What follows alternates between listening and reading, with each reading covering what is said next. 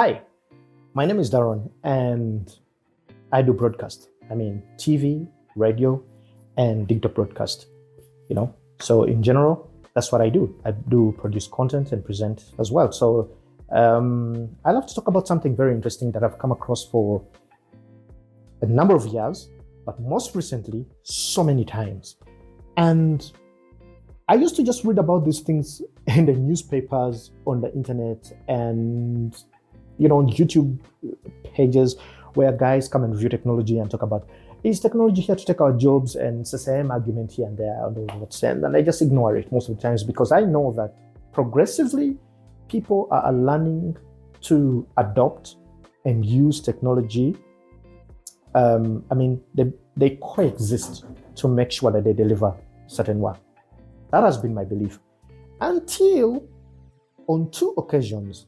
And one of them I had traveled for a conference where I was one of the panelists, and we were talking about how COVID could have changed the media sector. It was an interesting conversation because I live it. This is where I have been for a long time, probably 13 years in this industry doing digital broadcast, radio, and TV collectively. So there's a gentleman, and we were talking about print. The company I work for is probably the biggest in East Africa.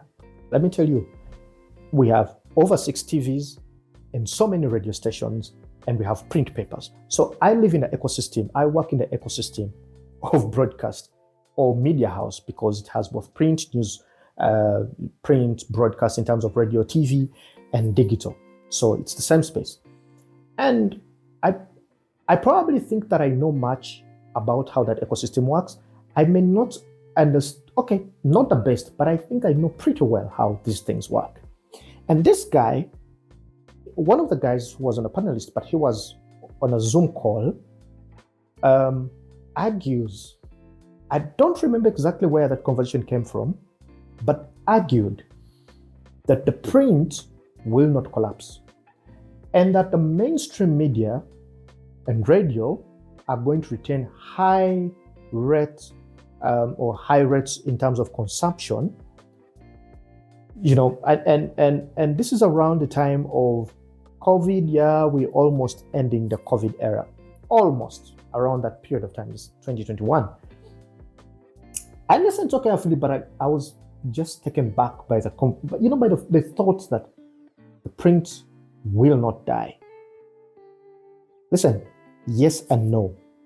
The fact is that when you go back to the statistics of how media was consumed during COVID, it was really high, really high. In fact, people didn't have any other ways of consuming information or sources of information rather than the TV that they had. If you're so lucky to be in countries where we have free to air, you don't have to pay for cable. Okay, there's an option of you can buy your one free to air, pay for it once and you will never have to pay monthly subscriptions, or you can buy cable where you can pay monthly subscription. It's an option to you. So if you have an opportunity to access one that is free to air, you'll have channels, local channels giving you normal broadcast and some international channels that you can watch and get some news from. It's just that the cable gives you more variety.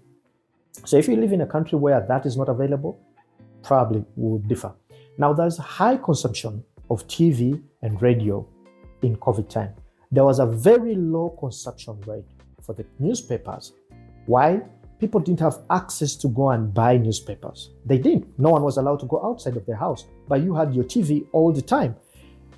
If you had money on your phone, on any of your platforms, say, account, you would buy data and then use to access information also online, or you could stream it on your TV depending on how you could afford it. So he was right that there was high consumption of TV and radio. He was wrong that there was high consumption of newspapers. And here's the, I know newspapers that almost ran down because no one was buying it and no one was advertising it. Newspapers rely more on advertisers rather than people who buy it. So the money that comes out of buying a newspaper is just a fraction. It's about even 10% or probably 20%. But the operation costs and all these things, not even that 10% is enough, or probably could be, depending. on what kind of paper that you're producing and how many pages and how thick the content is. So what happened is that the media houses, like the one I work for, who were way ahead, that even before COVID, there were things like the e-paper. Basically, the paper is put into a PDF format, or not. Could be a PDF or not, depending on the platform you're using, and you can consume it on your phone. So all you have to do is subscribe, and then you're able to read newspapers. Now, those that didn't have that provision could not sell papers, and advertisers could not even actually advertise in those papers. So they kind of put all the business on hold until whenever COVID was going to get done. So if COVID was going to be here for a long time, it was going to be a problem. Now, for the media houses that adopted the technology of e-paper, found a sustainable route. And what has happened is that it changed the lifestyle of people who were buying newspapers, and some of them turned into the e-paper. So the physical paper still goes down, so the e-paper still goes up, because first of all, the internet penetration keeps growing. That one does not go behind. It just keeps growing. It's one of the things that every business should understand, that if you're not online, you're nowhere. Now, here's the thing. Did COVID affect media houses? Yes. Some positively, some not. It's the thinking and believing that TV, okay, truth is that TV and radio will not, it's not easy for them to die. It's really, really not easy to die. But how many times do people consume TV in a day? How many times do people consume radio in a day? Very important questions. When you look at yourself as an individual, how often do you turn on the TV? I know so many people who turn on the TV just to listen to it in the background, but they do other things, but it's on. It's on. And they do viewership appointment, where I know that the news happens at 7, that's the time that I'm going to watch the TV. I know the news happens at 9, that's the time that I'm going to watch. I know a serious program that happens in the morning, that's the one that I want to watch. So there's a lot of viewership appointments rather than just leaving the TV on and someone says, I'm watching TV, sit and spend a lot of time watching TV. So TV and radio are not going to go, but they lost revenue. So in COVID was like companies were not making money and they didn't see the value of spending on ads on TV. Most of them didn't find that. It's just the companies such as Telecom who became a little bit creative and created products around COVID. This is a COVID package, talk time what, stay at home bundle and all these things. They played around with the situation. But here's the thing, they advertised less on TV, but went more on their media platforms. That means TV operated, but the revenues dropped. So we've learned that over time and realized that TV has to be now more creative. In fact, 200 times more creative to be able to get money from the clients, because there are certain things that clients will not be able to do to attain certain objectives, and they don't know this. This is the beauty about it. And if you're a good marketer and a salesperson and a person who creates products very well, you need to understand this. That sometimes you just need to create a problem for a client to entrust you again to solve the same problem. So like I create a problem for you and I'm going to come up with a solution to solve the same problem. I'll not go in details, not, but guys who know sales and marketing and product creation or entrepreneurship, they understand what I'm talking about. I can't be able to explain this pretty well to you because it's not my intention today. So fast forward, I have come across, and like I said, most recently, it's been too much of people not believing in change that comes with technology. Now, I walked into a meeting that was like, it's a marketing agency, and usually I come in to brainstorm and consult and do certain things with them. And an average age in that agency is about 30. About 30. Very few of them are below 25. Most of them are 30, up to like 50. Let's leave that. Anyway, so there was someone who suggested the use of AI to be able to deliver certain kind of work. And there was this old man, I'm going to call, okay, someone from the old brackets, the old age guard, comes up and says, we cannot employ the use of AI tools because they make people lazy to create. That's quite absurd. If you think about it, from way back in the times, the introduction of computers, internet penetration, Gmails, and all these kind of emails, predictive texts, autocorrection, and all that has been AI. Alexa, Google Home, Siri, and all these things we have on our phone, it's AI.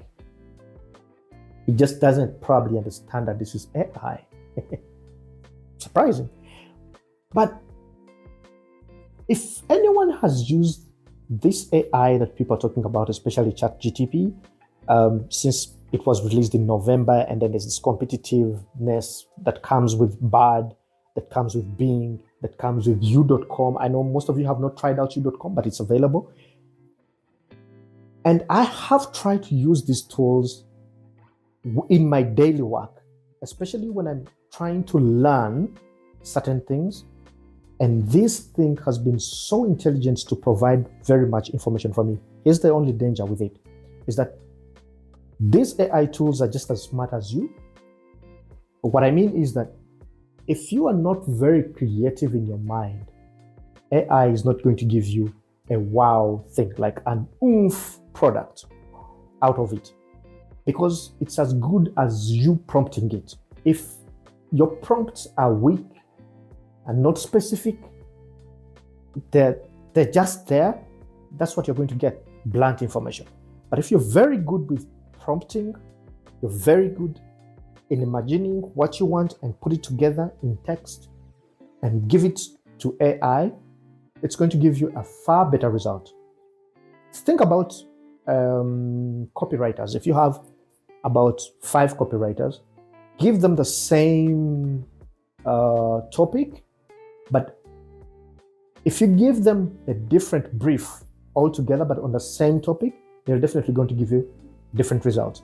But also, I could give you the same topic. I could give my copywriters the same topic, same brief, and they will still give me different work. Very different work, as a matter of fact. So that's how AI works. It is as smart as the person who is prompting it to use. And this is what I've come to realize. So if someone says that AI is going to make people be lazy, I don't understand. I think that AI is going to make people be more creative in different ways.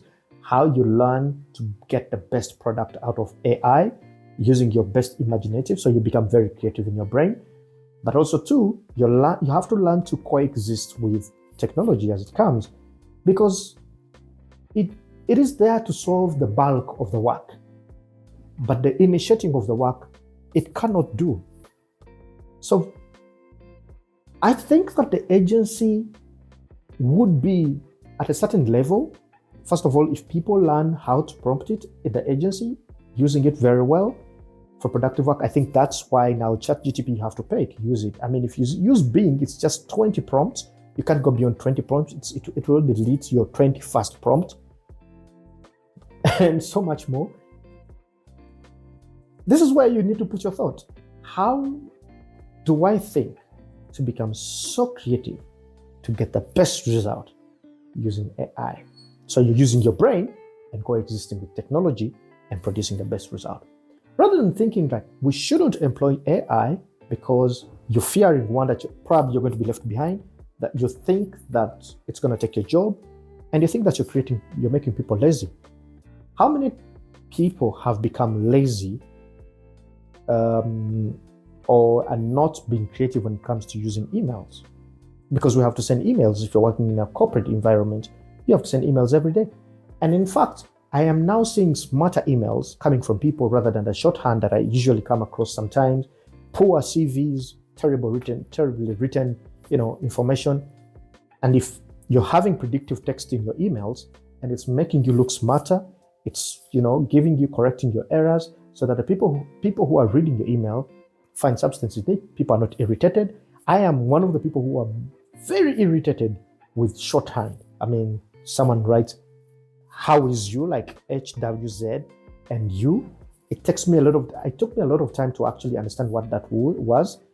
So I don't want to be in that kind of situation. So if you're using predictive text in your emails, then you're going to give me a better product. I'm not going to think about you as a person who's not even thinking much, but I'm going to have a different perception about you. So that's how we should be thinking, that there's an enhancement and we're giving a better product, and you're becoming sufficient enough to give the best work. You're doing the best work to do. Stop thinking about robots and, okay, they are going to come anyway. We can't stop that kind of technology to come. But still, we just need to understand how this technology works, and then how can I be available to supplement on this kind of work to give a far better product. That's what we should be thinking. Not thinking in terms of people are going to be lazy, people are not going to be creative in the mind, and you are fearing that the job that you've been doing probably as a copywriter is going to disappear because there's a tool that is a copywriter that is going to do this copywriting. That tool is not Ugandan. I live in Uganda, but that tool is not Ugandan. It's not going to understand a campaign in the local native language here. I am going to be able to feed it to do that kind of work for me. Rather than taking days thinking, it's going to take a short time, but I am the one who has made it work. That's how we should think. What up, old age? Anyway, thanks for sparing some time and listening to me. And I will try to do this quite often, but not specifically technology. I do quite a lot of things, including politics and, usual conversations that affect society. So yeah, stay tuned.